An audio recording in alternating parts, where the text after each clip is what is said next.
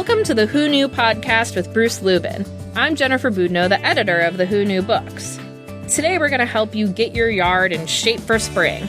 That includes tips for your filthy patio furniture, as well as starting a garden if you've ever done one, and some good seed starters. And of course, we have our usual money-saving tip from thepennyhoarder.com and our life hack lightning round. But first, we love having great advertisers support our show. But in order to continue doing that, we need your help. So please go to podsurvey.com/who-knew and take a quick anonymous survey that will help us get to know you a little better. That way we can show advertisers just how great our listeners are. Plus, once you've completed the survey, you can enter to win a $100 Amazon gift card. Again, that's podsurvey.com/WHO-KNEW. Thanks for your help. Hey, Bruce. Hey, Jen. How are you? I'm good. So it's almost spring. Oh, I'm ready. Oh my gosh, I'm so ready too. Especially for daylight savings time, when it switches over and then I actually see daylight again. It's just a beautiful time. That's right. You know, most of my family lives in California now, where it's pretty nice almost all of the year, and I keep holding on to this thing of like, no, but having the seasons are great. It makes you feel better when the seasons change, but I might just be lying to myself, because also living somewhere where it's 70 degrees and sunny all the time is also pretty great. I just view it as another way for you to resent your family. So there's that. Yeah, there's always that. Or just, resenting everything in general. That's the thing about winter. So I'm excited for it to be spring and to be able to get outside. I think we have some good tips for people today on getting their yards in order. Yep. Before we get to all of our spring tips that we have ourselves, we have our usual tip from thepennyhoarder.com. How much do you love these? Oh, they're so good. They're always so helpful. They really make us good. And now we have Justin doing some as well. And we'd love Lisa, but I guess we could say Justin, and Justin's just as good as Lisa. We like you, Justin. So Justin has got a great tip for us today on maintaining a garden on a budget. Hey everybody, it's Justin with thepennyhoarder.com, and I'm here with today's money hack. Spring is here again, and we've got tips for maintaining a beautiful yard on a budget. The biggest expense in keeping your lawn gorgeous is hiring professionals, so keep your landscaping simple enough that you can DIY as much as possible. Keep in mind that grass only requires a few treatments every year, and mulch is easy to install with additional savings when you buy in bulk. You can also try xeriscaping, which is a landscaping style that requires very little watering. You can also consider artificial grass. While the upfront cost may be a little higher than sod, or a lot in some places, artificial grass eliminates the need for a mower and irrigation, plus maintenance is only the occasional raking and a bottle of cleaner for stains.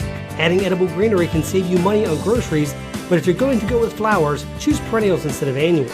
These hardier plants require less replacing and are perfect for those whose thumbs are more brown than green. That was great. That's really helpful stuff. You actually have one of those artificial grass backyards. It's transformative. I like to make fun of you for it, but it does look nice. I'll give you that. Yeah. I look out of your window and I'm like, wow, look at that. And then I realize it's all, you're faking it. You're faking it. Exactly right. So Bruce is going to tell everyone some tips that he learned back when he had a real grass lawn that he messed up to the point where he gave up and went AstroTurf. But you can learn from his Well, I'll tell you something. The very best lawn fertilizer that's the cheapest too is just Epsom salts. Yes, so Epsom salts are amazing. They really are. So what you want to do is you can just throw them by the handful on your lawn. Yeah, it's the sulfur in them, but then they also have phosphorus and they actually, the thing I love about Epsom salt fertilizer, because there is so much to love, is that they keep bugs away.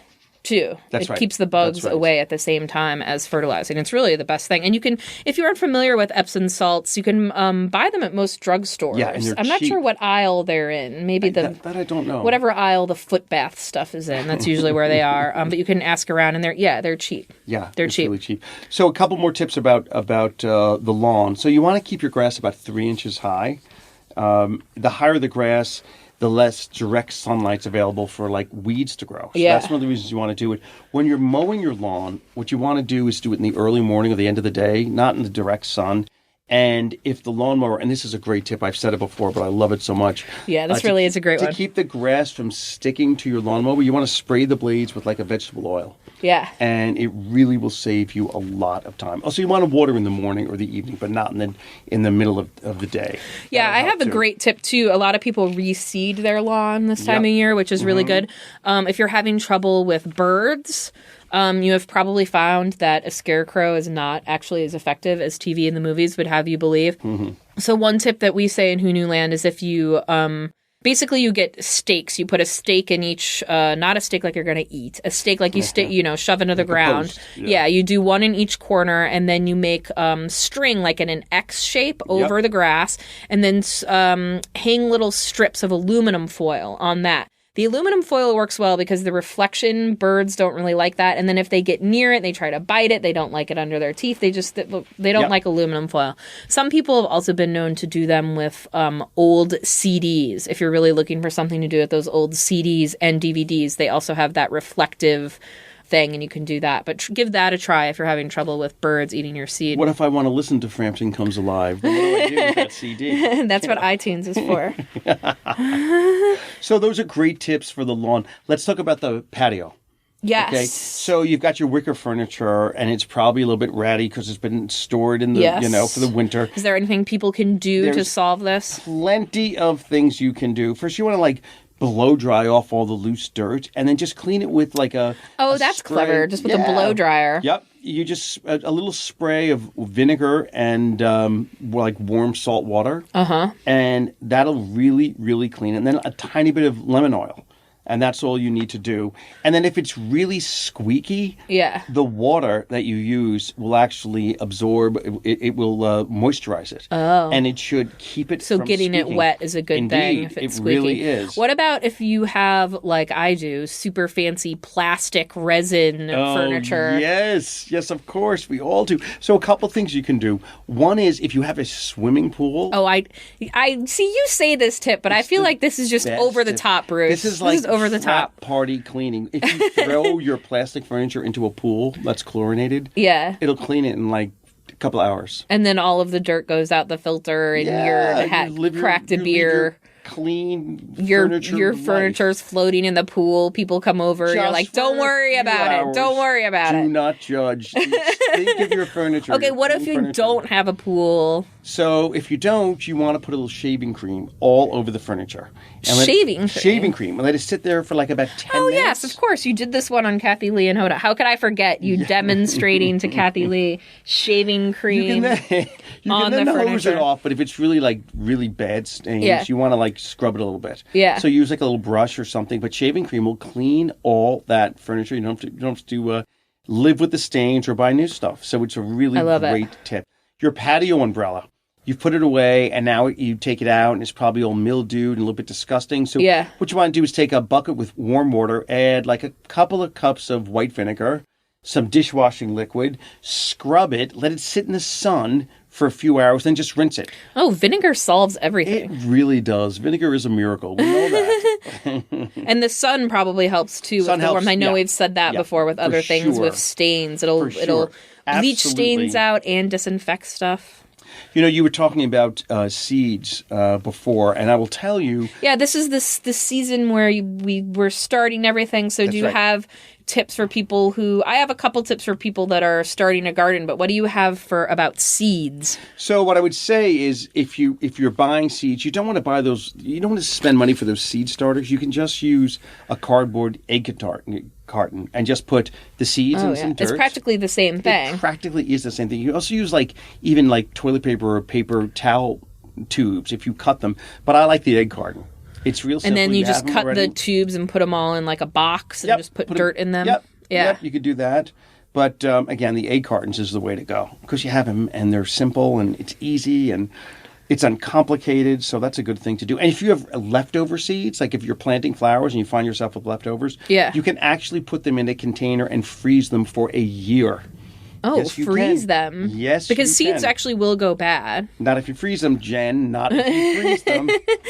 So I wanted to let people, as you guys know, I live in Brooklyn, so I'm not going to lie and tell you that I have a huge, beautiful vegetable garden. But growing up, I sure did. And I love the thought of gardening. I mean, if Yeah. I ever got a house, the first Yeah. thing I do would make a big garden, and then I would not do all the things I was supposed to, and then the next year I would feel bad about letting the garden go to waste. So I look forward to that because Yeah, it's that good all to worked it's good out. to look forward to your guilt ahead of time, right? But if you've never gardened before, you should give it a thought. Especially these days, you can grow vegetables and spices and save a lot of money. Yep. So if you're into saving money, it's a good thing to do. And what to do is to pick out an area in your lawn or in somewhere that you want to do it, and lay out several sheets of newspaper, and that'll sort of plan it out, and it'll start to kill everything underneath that newspaper, which is what you want to do because you want the dirt there. Right. So lay that down as soon as you can, and even if it snows on top or there's leaves on top or mulch or whatever it is, that's fine.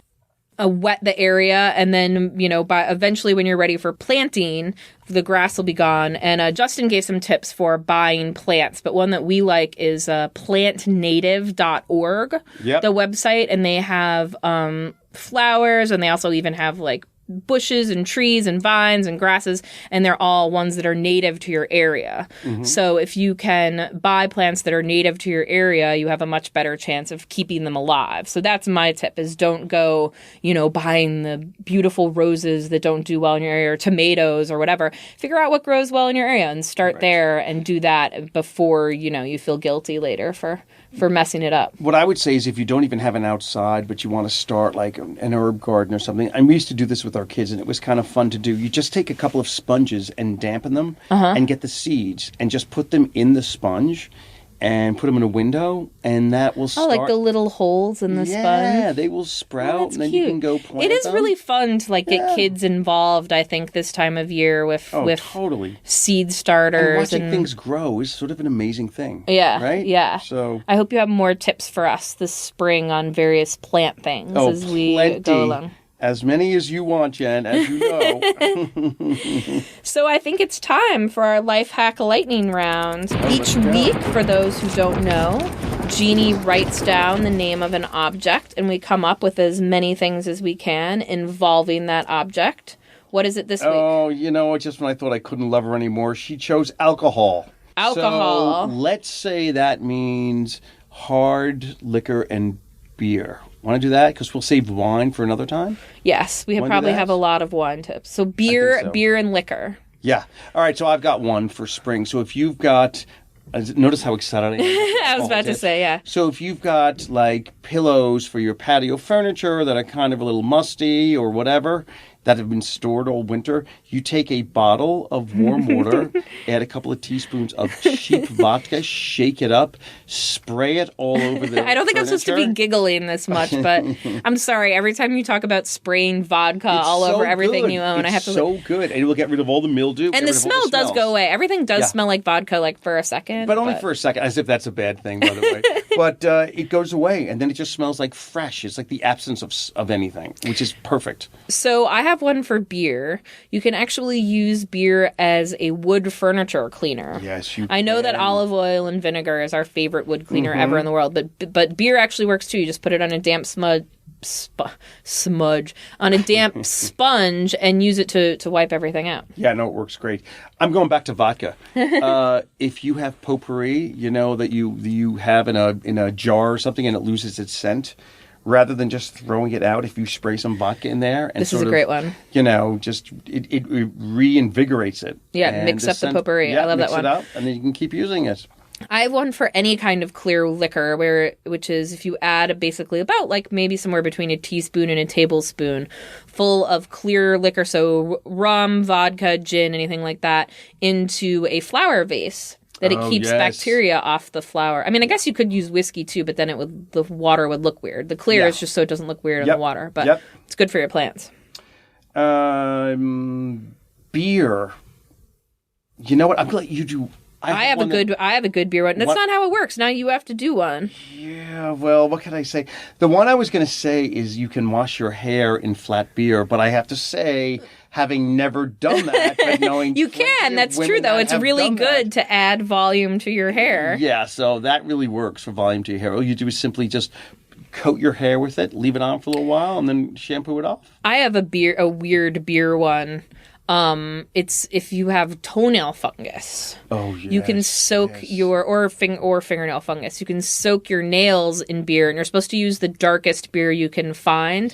And the yeast in it, the whatever it is, the fungus will get attracted to the beer. The bad thing about that tip, though, is that you can't drink beer while you're doing it because then your body gets all the beer in it and it wants to stay in your body. So, well, I think we should declare you the winner. Dark beer, yeast, and fungus for toenail fungus. I had one more though. I had one more. It's a little bit off season, but beer is great for slugs in your garden. Oh, how could you forget slugs in your garden?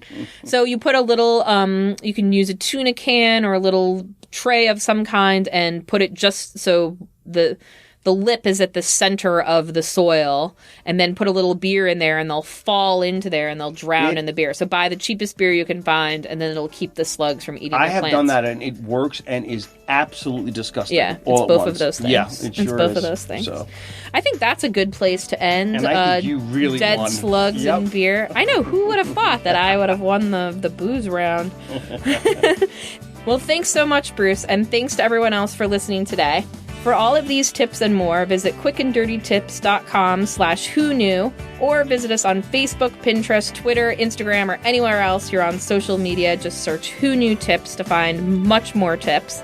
And if you love our podcast, please think about leaving us a review on iTunes, Stitcher, or wherever else you get your podcasts. Perhaps Spotify, one of my favorite places to listen to podcasts now. Leaving us a review really helps us because then people realize that people love our podcast and we'll get more listeners, which is what we need to keep us going. Exactly right. Well Thanks said. Again. We'll see you next time. You bet. Bye-bye, everyone.